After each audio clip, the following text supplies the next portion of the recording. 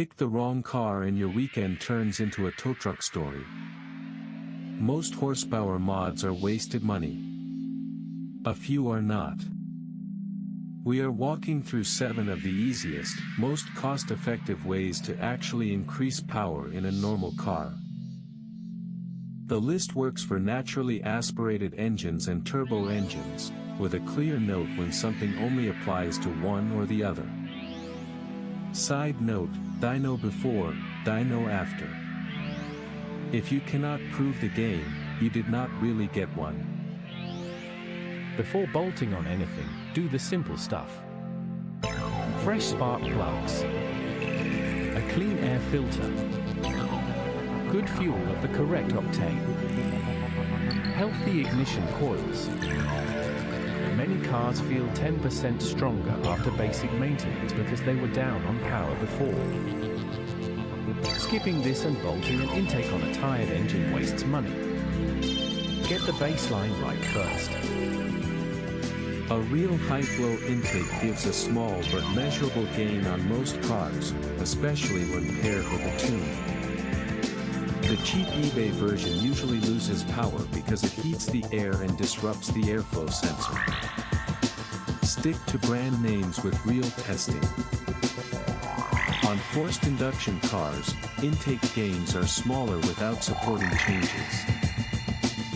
On naturally aspirated cars, the sound improvement is sometimes bigger than the dyno gain.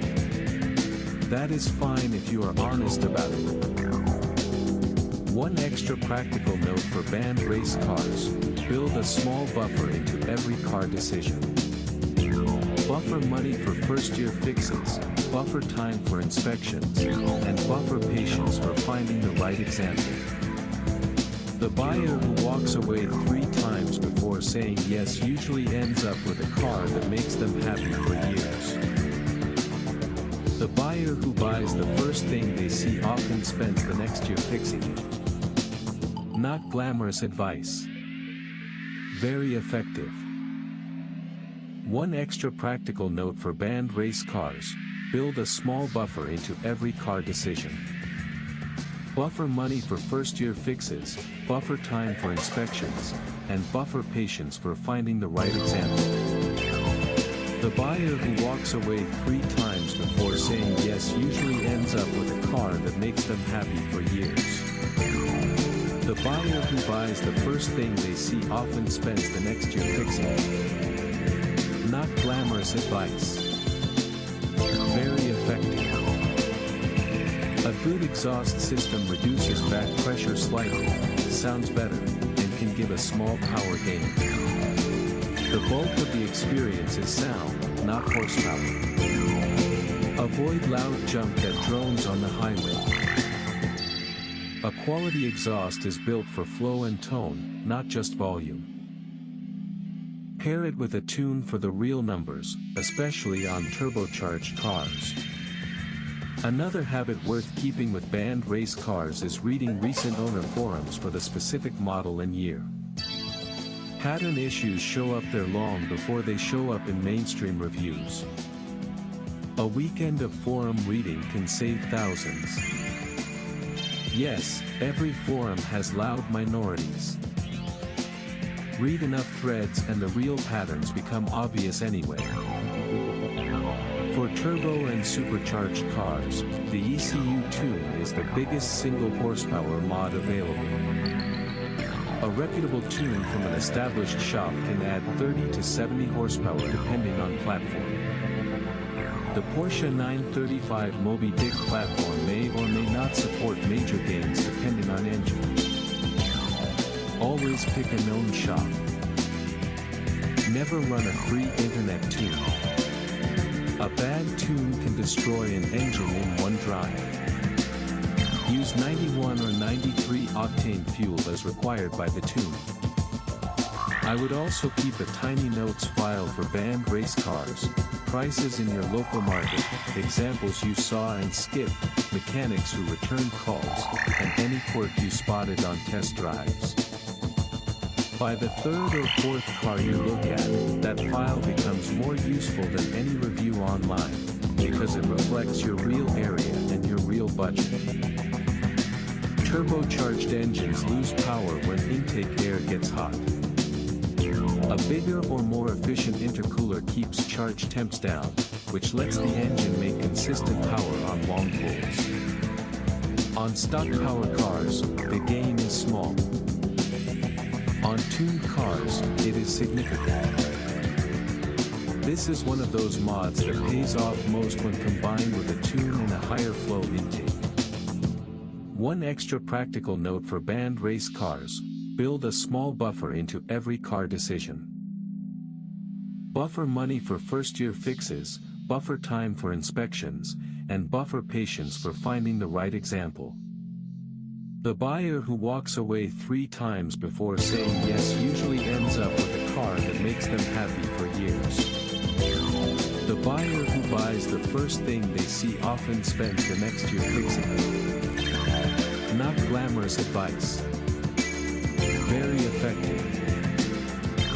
On many turbo cars, replacing the restricted stock downpipe unlocks meaningful gains, especially with a tune. Be aware of emissions law in your area. A catless or test pipe downpipe may be illegal on the street. A high-flow cat version exists for many platforms and stays legal in many regions.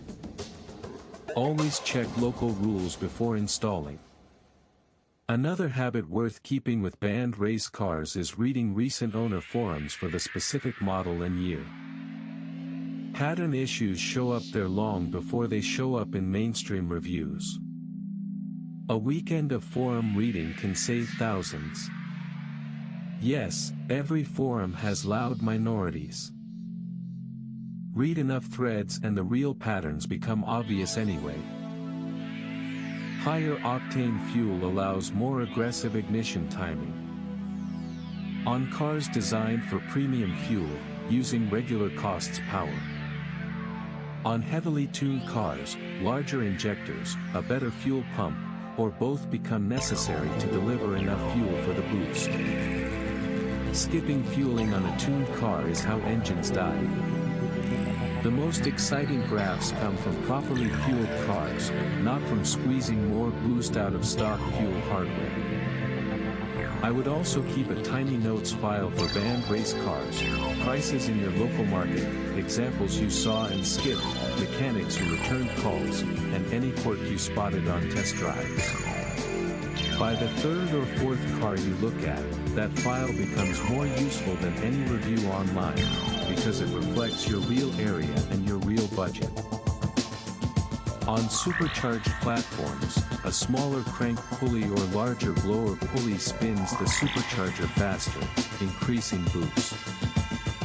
Combined with a proper tune, gains can be substantial. This requires supporting fueling and good belt tension. Without a tune, this is not safe. With a tune, it is one of the cleanest mods on supercharged engines. One extra practical note for band race cars: build a small buffer into every car decision. Buffer money for first-year fixes, buffer time for inspections, and buffer patience for finding the right example. The buyer who walks away 3 times before saying yes usually ends up with a car that makes them happy for years. The buyer who buys the first thing they see often spends the next year fixing it. Not glamorous advice. Very effective. For platforms that support it, an upgraded turbo can move a car into a different category of acceleration. This is no longer a beginner model. It usually requires a serious tune, fueling support, intercooler, exhaust, and a careful braking. The result is impressive. The cost and complexity are too. Reserve this for owners who already understand their car well. Another habit worth keeping with band race cars is reading recent owner forums for the specific model and year. Pattern issues show up there long before they show up in mainstream reviews.